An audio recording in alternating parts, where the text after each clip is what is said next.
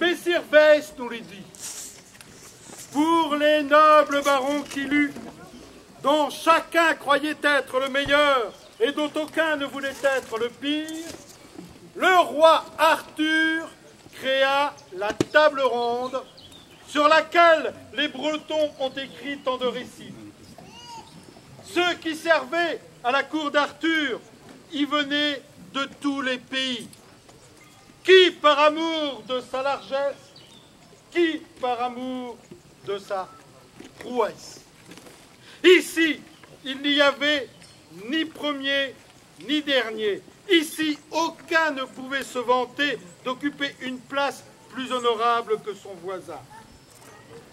À la table ronde, la plus grande fête était celle de la Pentecôte, où se réunissaient tous les chevaliers.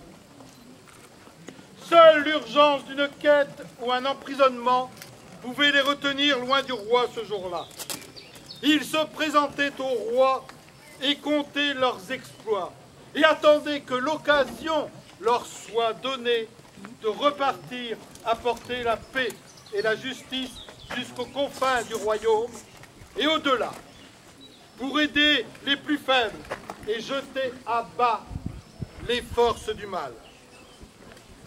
Mais laissons entrer ces preux parmi les preux, venus communier au festin de la table ronde. Or, voici d'abord venir Léo de Grand de Camélia, le père de la reine Guenièvre, rallié au roi d'Arthur, dès que l'épée Excalibur l'a désigné comme souverain de toutes les Bretagnes.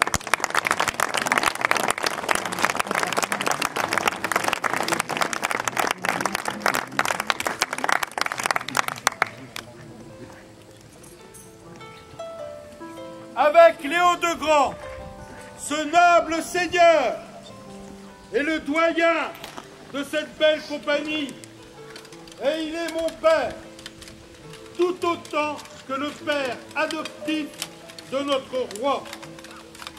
C'est à lui que voici bien des années, Merlin a confié un enfant sans nom et sans famille. Encore, porte de sable au chef d'argent, à 3 tourteaux de sable posés en chef.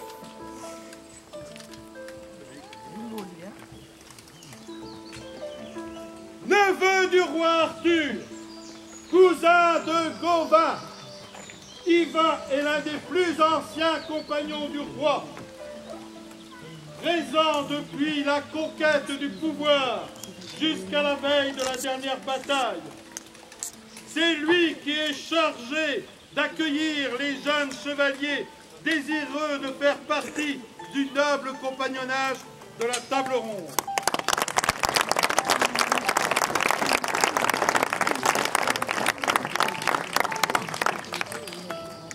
Il porte d'azur au lion d'or.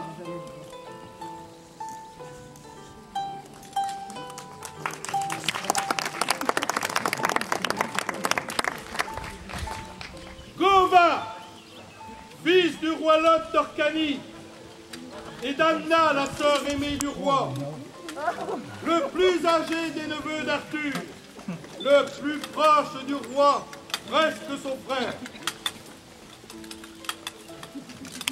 On le surnomme la rose et le rubis de la table ronde, car force croît avec le soleil et décroît avec lui.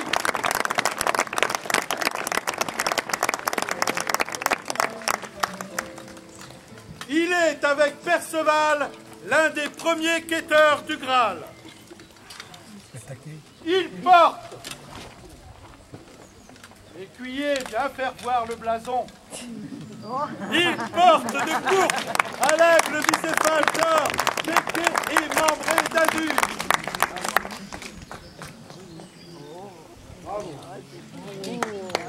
Perceval le Gallois, le fils du roi Péléneur et de la veuve d'âme, chevalier au cœur pur et au courage sans égal, il est le premier à voir le Graal.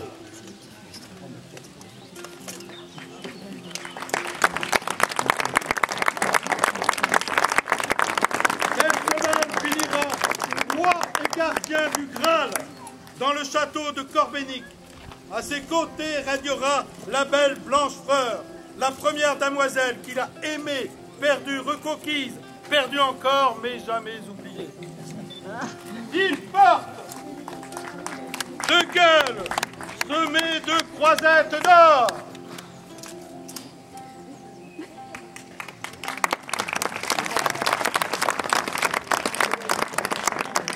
Gueulehaut, seigneur des étranges îles, fils de la belle géante, le plus redoutable guerrier de son temps, et animé d'un cœur noble et d'un honneur sans de combat.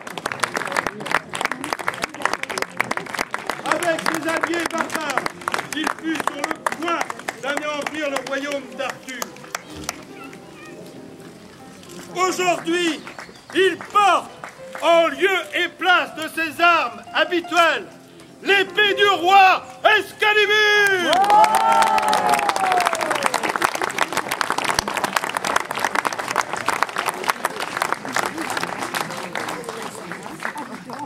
Sagremort fait toutes choses au-delà de la mesure. Sa bravoure au combat et son comportement fin, impétueux, lui valent le surnom de Déré, qui signifie déraisonnable. Il est le neveu de l'empereur de Constantinople et il choisit de rejoindre la plus belle cour du monde, celle du roi Arthur, dont l'étoile s'est levée à l'Occident.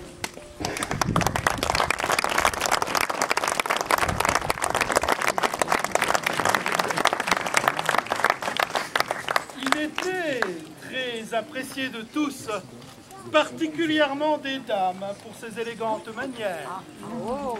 Parmi ses amantes, une bonne partie des demoiselles du château des Pucelles.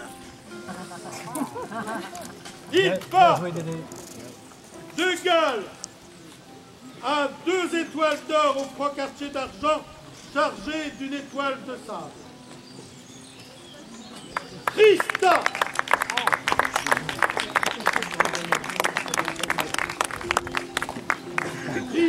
né dans la misère et dans la tristesse. Sa mère, princesse de Cornouailles, inconsolable depuis la mort de son époux, meurt en le mettant au monde.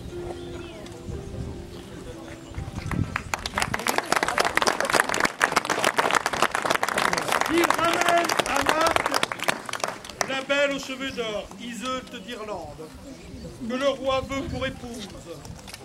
Mais sur le vaisseau, solstice d'été, les 2 jeunes gens boivent un filtre d'amour.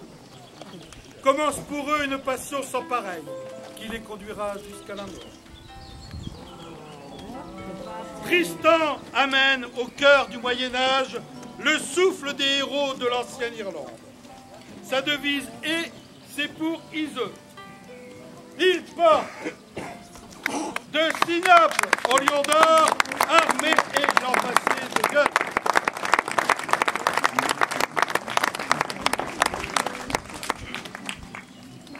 Et enfin, Lancelot du Lac.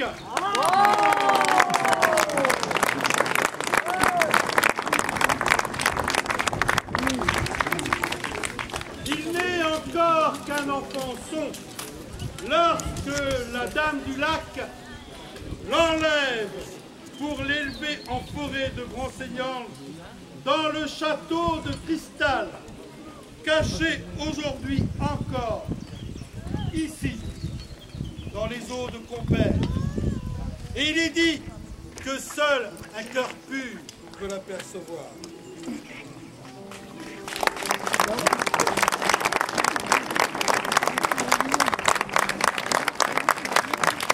Lancelot marche seul, car son amour pour la reine le voue au secret, à l'éloignement, à la solitude. Il porte d'argent à 3 bandes de gueules, armes qui lui ont été remises par la Dame du Lac lors du siège de la douloureuse Garde.